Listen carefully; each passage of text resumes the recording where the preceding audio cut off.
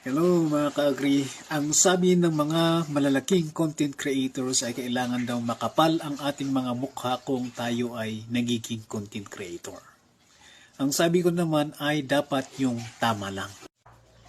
Dumarami na kasi ang Partners Upload Challenge videos sa Reels. At totoo nga naman, napakaraming views.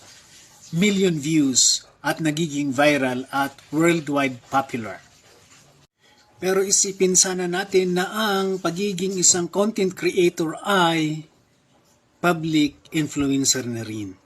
Kaya isipin natin mabuti ang magiging impact nito sa ating mga kabataan at sa mga batang nanonood ng ating mga videos kasi hindi lang naman tayo ang nanonood ng ating mga videos. Aminin natin na ngayong digital age ay majority ng mga bata ay may cellphone. At maraming oras ang ginugugol sa social media.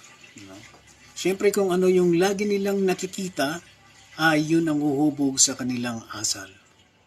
So wake up call sa lahat ng mga digital creators. Sana ay mag-create tayo ng content considering yung ating influence sa mga younger generations. So thanks for watching. Bye-bye.